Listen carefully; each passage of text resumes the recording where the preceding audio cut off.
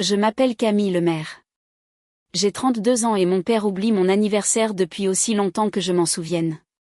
Chaque année, il organise des fêtes de plus en plus grandioses pour ma sœur, remplies de décorations, de discours et d'invités. Et chaque année, mon propre anniversaire est traité comme une coquille dans le calendrier familial.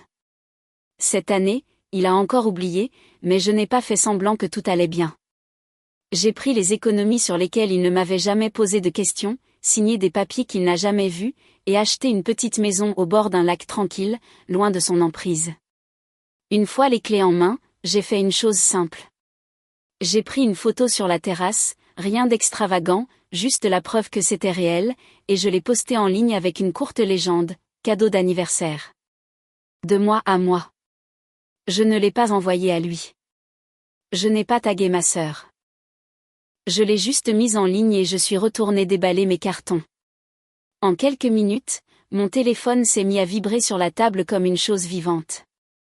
Appel manqué, message, le groupe de discussion familiale qui explosait. Mon père, qui n'avait jamais le temps de m'appeler pour mon anniversaire, avait soudain beaucoup à dire sur ma vie.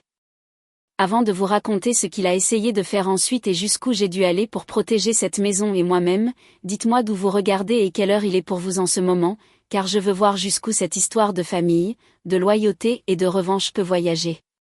Les appels ne s'arrêtaient pas. Mon téléphone glissait sur la table à chaque vibration. Je l'ai laissé sonner jusqu'à ce que l'écran s'assombrisse, puis s'allume à nouveau sous une nouvelle vague d'indignation entrante. Pour une fois, j'avais fait quelque chose de grand sans prévenir personne, et la réaction a été instantanée et bruyante. J'ai ouvert le groupe familial en premier. Les messages s'étaient empilés le temps que je marche de la terrasse à la cuisine. Des captures d'écran de ma publication trônaient dans le fil, encerclées et commentées comme s'il s'agissait de preuves dans une sorte d'enquête. Personne ne demandait où j'étais ni si j'étais en sécurité. Ils demandaient pourquoi j'avais fait ça, comment j'avais pu me le permettre, ce que les gens allaient penser.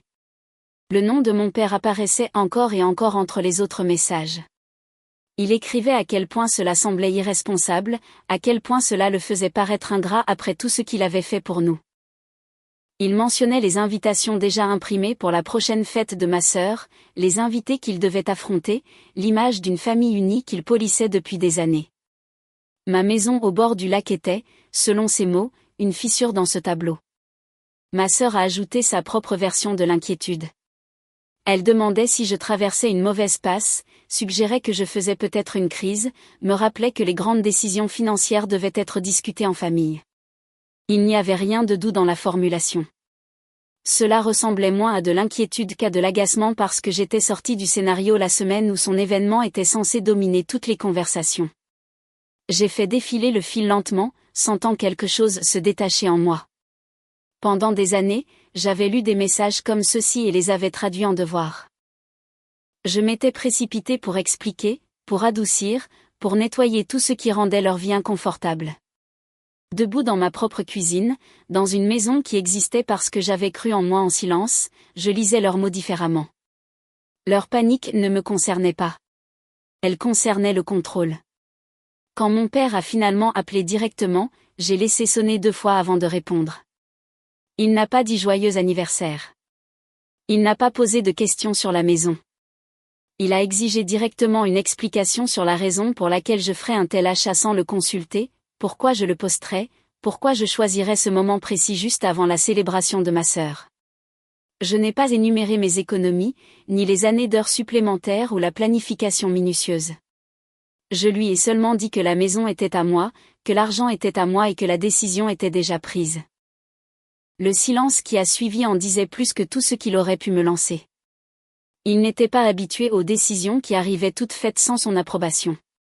Il a ensuite essayé un autre angle.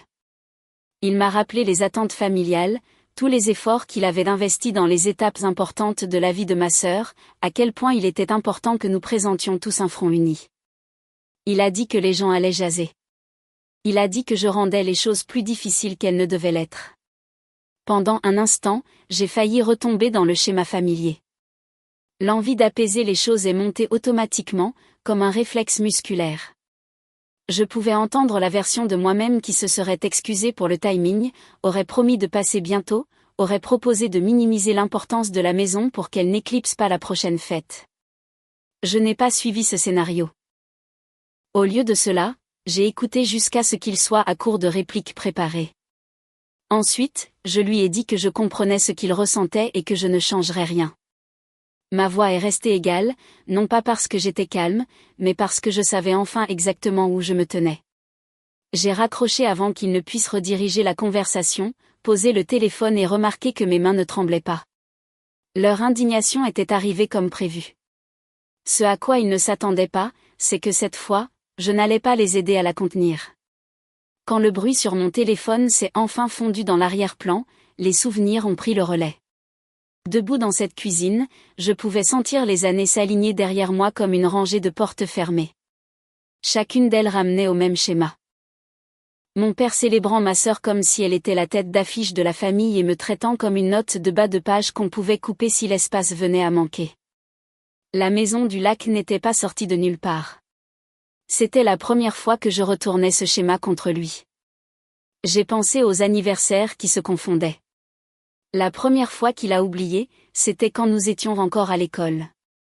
Ma sœur avait eu une fête énorme, une salle louée, de la musique, un gâteau assez grand pour nourrir la moitié du quartier. Le mien fut un dîner de dernière minute expédié entre ses appels professionnels, le genre où l'addition arrive sur la table avant que vous ayez fini votre verre et où tout le monde fait semblant que cela compte comme un effort. Il m'a dit qu'il était occupé à subvenir à nos besoins. Je me suis dit que c'était normal. Cela ne s'est pas arrêté là.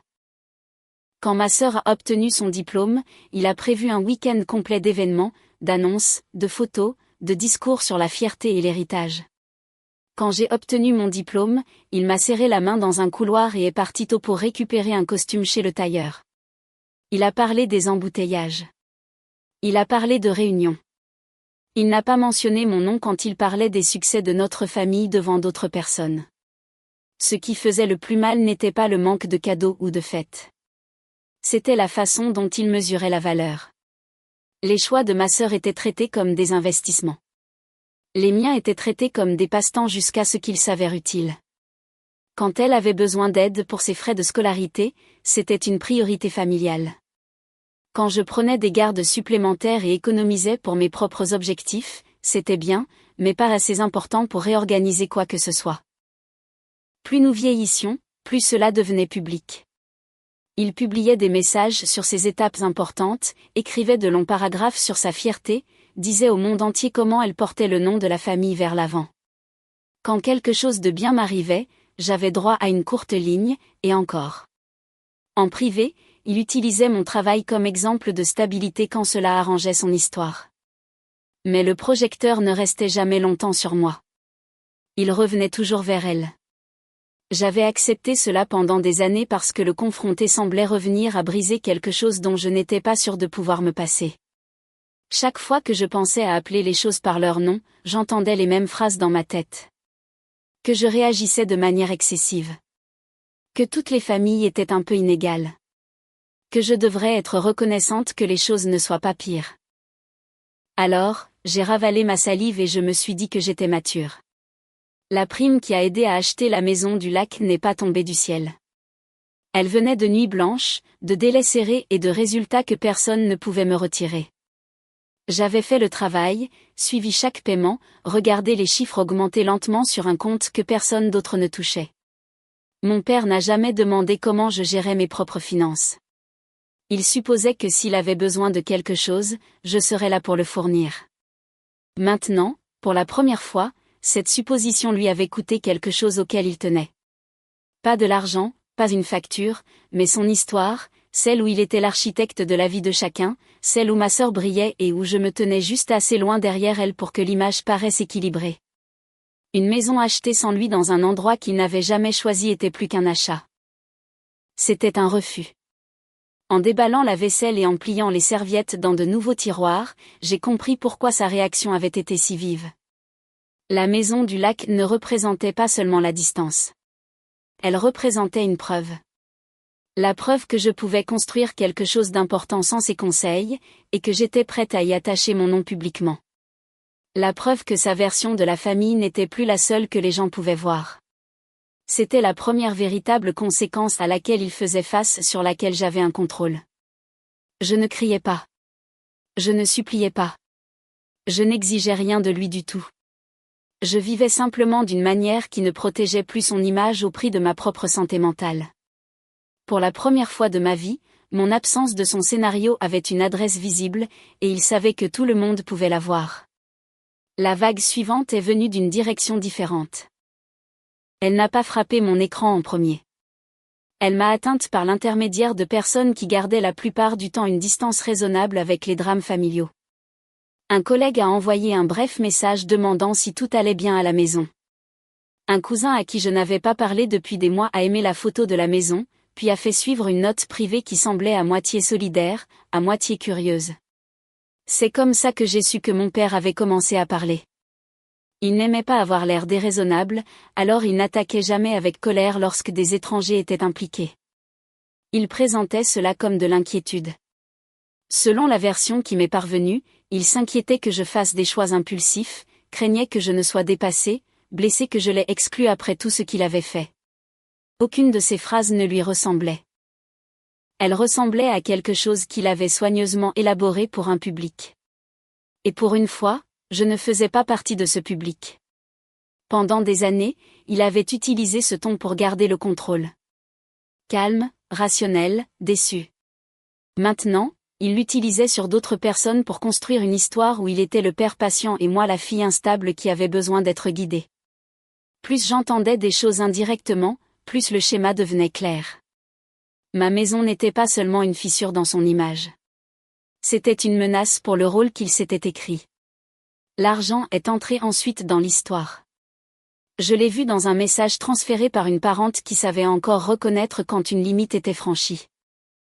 Mon père avait suggéré que puisque j'avais assez d'économies pour acheter une maison au bord du lac, je devrais prendre mes responsabilités et couvrir une grande partie de la célébration à venir de ma sœur.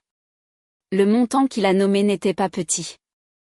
Il aurait anéanti la plupart de la sécurité que j'avais construite, le coussin même qui m'avait permis de m'éloigner de sa version de la vie. Il ne me l'a pas demandé directement. Il a dit à d'autres personnes ce qu'il attendait de moi et a attendu que la pression m'atteigne à travers eux. C'était une tactique familière, mais cette fois, je l'observais de l'extérieur plutôt que de me tenir au milieu. Cette distance a tout changé. Au lieu d'expliquer pourquoi sa demande était injuste, je me suis posé une question différente. Que se passerait-il si je refusais simplement et laissais les conséquences tomber là où elles devaient être ? La réponse était inconfortable mais honnête. Il devrait soit admettre publiquement qu'il comptait sur mon argent, soit ajuster ses plans à la réalité. Dans les deux cas, quelque chose lui coûterait finalement plus cher qu'à moi.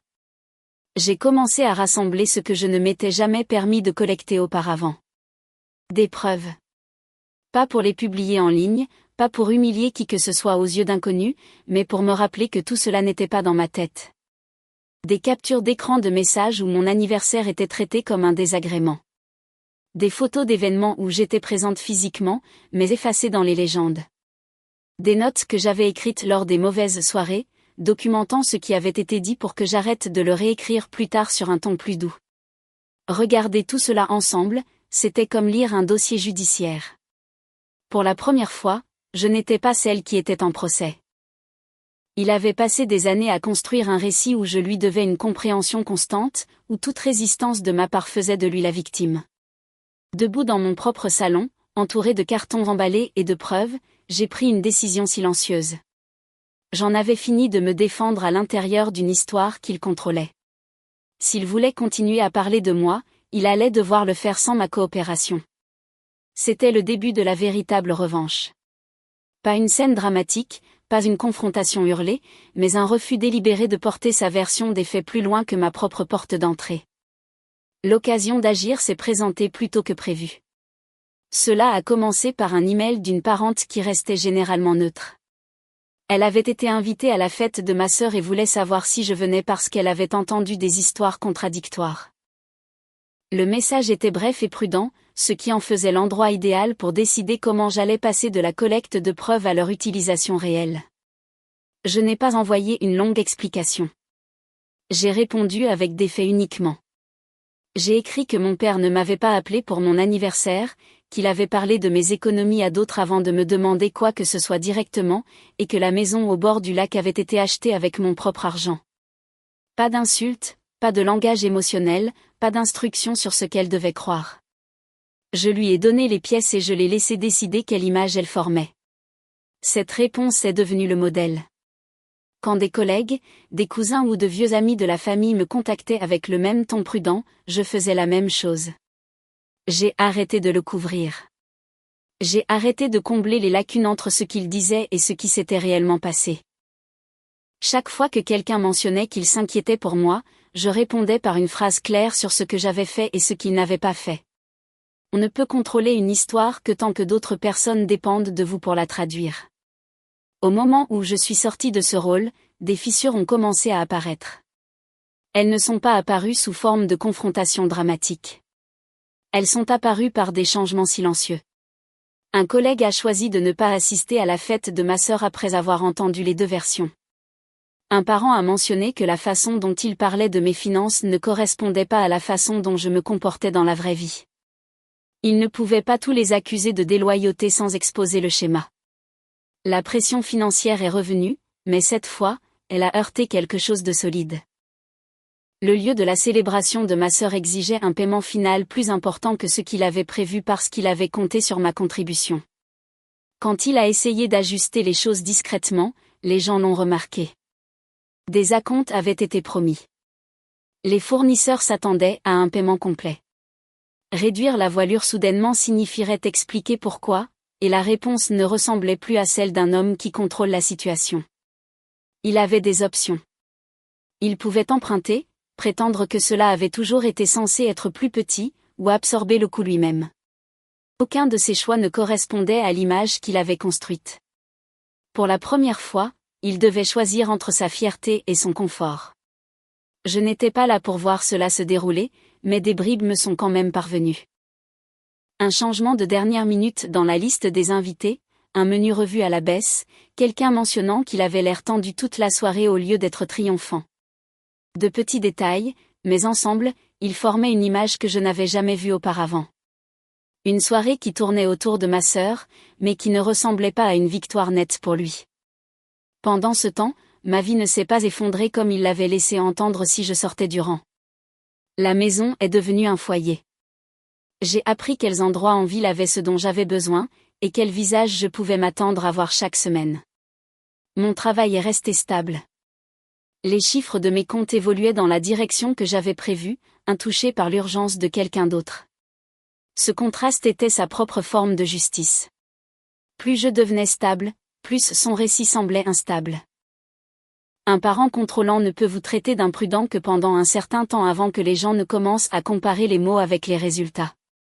J'étais là, vivant tranquillement, payant mes factures, ne faisant de mal à personne. Il était là, étirant ses finances pour les apparences, utilisant les noms d'autres personnes pour soutenir le sien. Je ne l'ai pas exposé avec une révélation dramatique. J'ai fait quelque chose de bien plus dangereux pour sa version de la réalité. J'ai laissé la vérité bien en vue et j'ai refusé de la déplacer du chemin de qui que ce soit. La ligne qu'il a franchie ensuite était différente. Elle n'est pas passée par des parents, des groupes de discussion ou des murmures. Elle est arrivée dans ma boîte mail professionnelle, glissée dans un email de ma responsable. L'objet était neutre, le genre qui cache habituellement des informations de routine. Le contenu ne l'était pas. En pièce jointe se trouvait un message que mon père avait envoyé à l'adresse de contact général de l'entreprise, demandant à parler à quelqu'un en autorité de mes récentes décisions. Il écrivait qu'il était profondément préoccupé par mon jugement et laissait entendre que je pourrais être instable, qu'un achat immobilier soudain par une fille qui refusait les conseils familiaux pouvait signaler un manque de fiabilité. Il n'a pas nommé la maison du lac, mais il n'avait pas à le faire. Il a présenté cela comme un avertissement, comme si saper ma carrière allait d'une manière ou d'une autre me ramener à sa portée. Ma responsable ne lui a pas répondu. Elle me l'a transféré avec une brève note demandant si tout allait bien de mon côté et si je voulais documenter officiellement le contact. Elle n'avait pas l'air ébranlée. Elle avait l'air offensée pour moi. En lisant ces mots à mon bureau, j'ai senti quelque chose se stabiliser au lieu de se briser. Il était prêt à risquer mes revenus et ma réputation juste pour reprendre le contrôle. Tout doute sur la nécessité de la distance a disparu à ce moment-là. Il ne s'agissait pas de bienveillance. Il s'agissait de propriété. Nous avons organisé une réunion avec la DRH cet après-midi-là. J'ai apporté les emails, les captures d'écran des messages qu'il avait envoyés via d'autres canaux, et une courte chronologie des dernières semaines. Je n'ai rien dramatisé.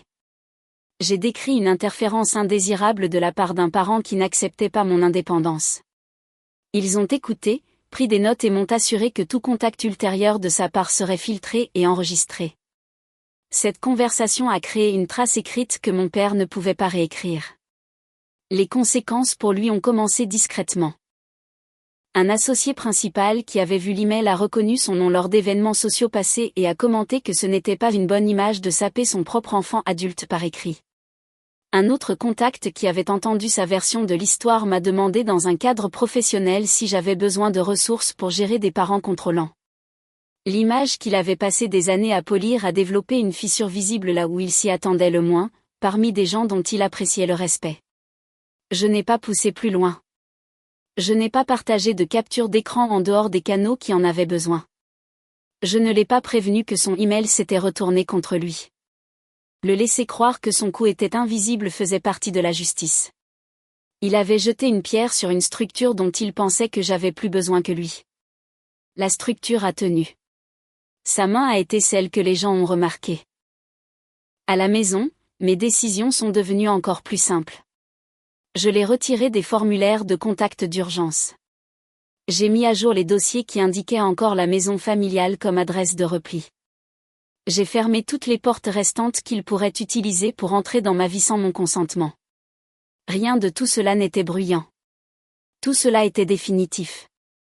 La dernière étape était la mienne, et je l'ai franchie délibérément.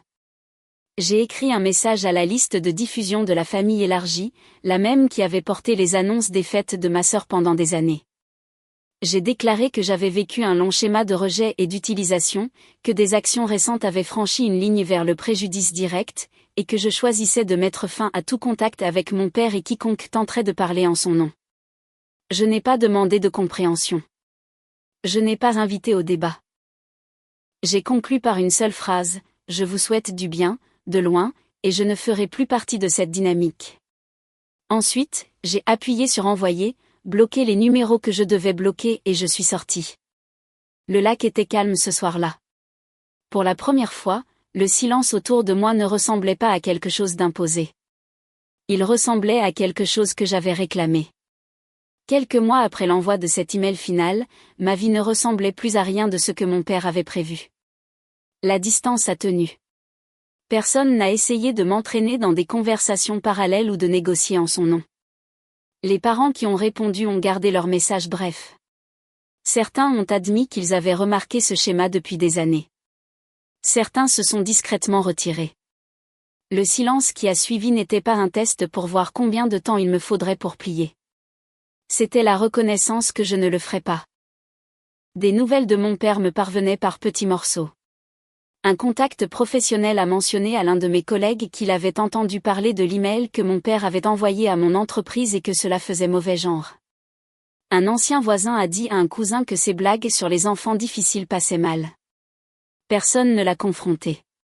Ils ont simplement cessé de prendre sa parole comme l'autorité finale sur tout ce qui concernait ses filles. Ils ne pouvaient pas défaire cela avec un discours ou un chèque généreux. Au sein de la famille, il y avait du mouvement aussi. Ma sœur, qui s'était toujours tenue dans la partie la plus brillante de son projecteur, a commencé à sentir à quel point il était vraiment étroit.